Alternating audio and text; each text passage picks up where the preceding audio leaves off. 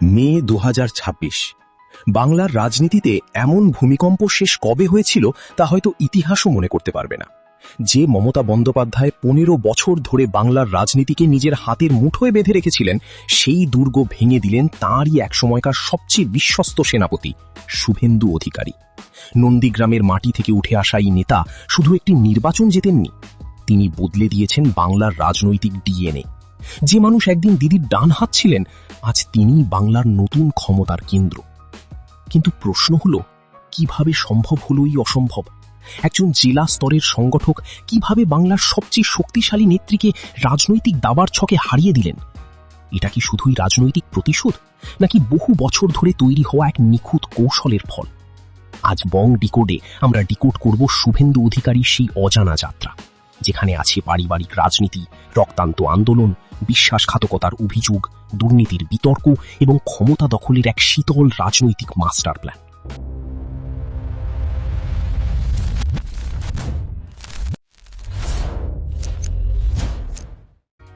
December ১৯৭০ সালে পূর্ব মেদিনীপুরের কাঁথি শহরে জন্ম নেন শুভেন্দু অধিকারী। কিন্তু এটা শুধু একটি জন্ম ছিল না, এটা ছিল বাংলার এক রাজনৈতিক পরিবারের নতুন উত্তরাধিকারীর আগমন। তার বাবা শিশির অধিকারী ছিলেন তৎকালীন কংগ্রেস রাজনীতির অত্যন্ত প্রভাবশালী মুখ। অধিকারী পরিবার তখন থেকেই মেদিনীপুর রাজনীতির এক শক্তিশালী কেন্দ্র। লোকসভা থেকে পঞ্চায়েত সব জায়গাতেই ছিল তাদের প্রভাব। ছোট থেকেই শুভেন্দু বুঝে গিয়েছিলেন, রাজনীতি শুধুমাত্র বক্তৃতা নয়, এটা হলো মানুষের মন জয় করার খেলা। কাঁথি মডেল স্কুল এবং পরে পিকে কলেজে পড়াশোনার সময় থেকেই তিনি ছাত্র রাজনীতিতে সক্রিয় হয়ে ওঠেন। বন্ধুদের মতে তিনি খুব কম কথা বলতেন, কিন্তু সংগঠন তৈরির অসাধারণ ক্ষমতা ছিল তার। যেখানে অন্য নেতারা মঞ্চে ব্যস্ত থাকতেন, শুভেন্দু তখন বুথ ধরে ধরে লোক তৈরি করতেন। এই সাংগঠনিক দক্ষতাই পরে তার সবচেয়ে বড় অস্ত্র হয়ে ওঠে। কাঁথির অলিগলি থেকে শুরু হয়েছিল এক স্বপ্ন, যে স্বপ্ন একদিন বাংলার মুখ্যমন্ত্রী পর্যন্ত পৌঁছাবে। ২০০০ সালের শুরু। বাংলার রাজনীতিতে তখন বাম ফ্রন্টের দাপট, আর তৃণমূল কংগ্রেস ধীরে ধীরে নতুন শক্তি হিসেবে উঠে আসছে। এই সময় শুভেন্দু অধিকারী বুঝতে পারেন, বড় লড়াইয়ের জন্য দরকার নতুন মঞ্চ। মেদিনীপুরে তার শক্তিশালী সংগঠন আর মানুষের সঙ্গে সরাসরি যোগাযোগ খুব দ্রুত নজর কাড়ে মমতা বন্দ্যোপাধ্যায়ের। শুভেন্দু যোগ দেন তৃণমূলে, আর খুব অল্প সময়ের মধ্যেই তিনি হয়ে ওঠেন দলের সবচেয়ে কার্যকর মাঠের সংগঠকদের একজন। সেখান থেকেই শুরু হয় বাংলার রাজনীতিতে তার আসল উত্থান। ২০০৭। নন্দীগ্রাম তখন শুধুই একটি এলাকা নয়, এটা ছিল বাংলার রাজনৈতিক যুদ্ধক্ষেত্র। বাম সরকারের শিল্পায়নের পরিকল্পনায় জমি অধিগ্রহণের বিরুদ্ধে ক্ষোভ আগুনের মতো ছড়িয়ে পড়েছিল, আর সেই আগুনের সবচেয়ে বড় মুখ হয়ে উঠলেন শুভেন্দু অধিকারী। যখন কলকাতার রাজনীতি প্রেস কনফারেন্সে ব্যস্ত, শুভেন্দু তখন মাঠে। দিনে সভা, রাতে গ্রামে গ্রামে বৈঠক। আহতদের হাসপাতালে পৌঁছে দেওয়া থেকে শুরু করে আন্দোলনের খাদ্য সরবরাহ, সবকিছুতেই সামনে ছিলেন তিনি। ১৪ই মার্চ ২০০৭, পুলিশি গুলিতে রক্তাক্ত হল নন্দীগ্রাম। মৃতদেহ, কান্না, আতঙ্ক, পুরো বাংলা কেঁপে উঠেছিল। আর সেই মুহূর্তেই শুভেন্দু সাধারণ নেতার জায়গা ছাড়িয়ে হয়ে উঠলেন আন্দোলনের প্রতীক। অনেকে বলেন, নন্দীগ্রাম না হলে শুভেন্দুও হয়তো আজকের শুভেন্দু হতেন না। এই আন্দোলনই তাকে মেদিনীপুরের দাদা বানায়। ২০১১ সালে মমতা বন্দ্যোপাধ্যায়ের সরকার ক্ষমতায় আসার পর শুভেন্দু হয়ে ওঠেন তৃণমূলের সবচেয়ে কার্যকর সংগঠক। দক্ষিণবঙ্গের প্রায় প্রতিটি নির্বাচনে তার কৌশল ছিল দলের মূল শক্তি। দলের ভেতরে তখন একটা কথা প্রচলিত ছিল, সমস্যা হলে শুভেন্দুকে পাঠাও। পরিবর্তনের সরকার আসার পর শুভেন্দুর রাজনৈতিক ওজন দ্রুত বাড়তে শুরু করে। তিনি একের পর এক গুরুত্বপূর্ণ দপ্তরের দায়িত্ব পান। পরিবহন, সেচ, গ্রামীণ উন্নয়ন, প্রতিটি জায়গায় তিনি নিজস্ব প্রশাসনিক স্টাইল তৈরি করেন, কঠোর, দ্রুত এবং অত্যন্ত হিসেবি। দলের ভিতরে অনেকেই তাকে ফিল্ড মার্শাল বলতেন, কারণ তিনি জানতেন কোন বুথে কার প্রভাব, কোথায় কোন নেতা অসন্তুষ্ট, কোন এলাকায় কি সমস্যা। শুভেন্দু শুধু নেতা ছিলেন না, তিনি ছিলেন এক চলন্ত রাজনৈতিক ডেটাবেস। কিন্তু ক্ষমতা যত বাড়ছিল, ততই বাড়ছিল অস্বস্তি। দলের ভেতরে নতুন এক শক্তির উত্থান শুরু হয়েছিল, অভিষেক বন্দ্যোপাধ্যায়। আর সেখান থেকেই শুরু হয় বাংলার রাজনীতির সবচেয়ে গুরুত্বপূর্ণ ঠান্ডা যুদ্ধ। ২০১৬ সালে বাংলার রাজনীতিতে বিস্ফোরণ ঘটায় নারদ স্টিং অপারেশন। গোপন ক্যামেরায় ধরা পড়ে একাধিক তৃণমূল নেতার টাকা নেওয়ার দৃশ্য। সেই ভিডিওতেই দেখা যায় শুভেন্দু অধিকারীকেও। তোয়ালি দিয়ে ঢাকা অবস্থায় টাকা নেওয়ার সেই ফুটেজ মুহূর্তের মধ্যে ভাইরাল হয়ে যায়। বিরোধীরা প্রশ্ন তোলে, যে নেতা নিজেকে সাধারণ মানুষের মসিহা বলে দাবি করেন, তিনি কিভাবে এই বিতর্কে জড়িয়ে পড়লেন? সিবিআই তদন্ত শুরু হয়, রাজনৈতিক মহলে শুরু হয় তীব্র চাপানুতোর। যদিও শুভেন্দু বারবার দাবি করেন এটি একটি রাজনৈতিক ষড়যন্ত্র এবং ভিডিওকে বিকৃতভাবে ব্যবহার করা হয়েছে, কিন্তু বাস্তব হল নারদ কেলেঙ্কারি তাঁর ইমেজে স্থায়ী দাগ ফেলে দেয়। আজও সেই তোয়ালে ঢাকা মুহূর্ত তাঁর রাজনৈতিক জীবনের সবচেয়ে বিতর্কিত দৃশ্যগুলোর একটি। সময় যত এগোচ্ছিল, তৃণমূলের ভেতরে শুভেন্দুর অবস্থান তত জটিল হচ্ছিল। তিনি অনুভব করতে শুরু করেন দলে তাঁর গুরুত্ব কমছে। অন্যদিকে অভিষেক বন্দ্যোপাধ্যায়ের উত্থান দ্রুত বাড়ছিল। দলের নতুন প্রজন্মের নেতৃত্ব ধীরে ধীরে পুরনো সংগঠকদের জায়গা দখল করতে শুরু করে। রাজনৈতিক মহলের মতে শুভেন্দুর সবচেয়ে বড় আঘাত ছিল অবমূল্যায়ন। অবশেষে 2020 সালের ডিসেম্বর মেদিনীপুরের ঐতিহাসিক সভায় অমিত শাহের হাত থেকে গেরুয়া পতাকা তুলে নিলেন শুভেন্দু অধিকারী। বাংলার রাজনীতিতে সেটি ছিল এক বিস্ফোরক মুহূর্ত।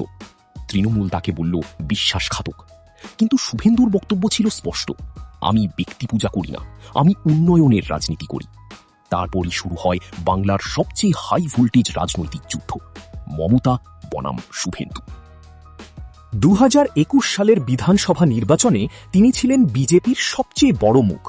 নন্দীগ্রামে মমতা বন্দ্যোপাধ্যায়ের বিরুদ্ধে সরাসরি লড়াই করে তিনি গোটা দেশের নজর কাড়েন।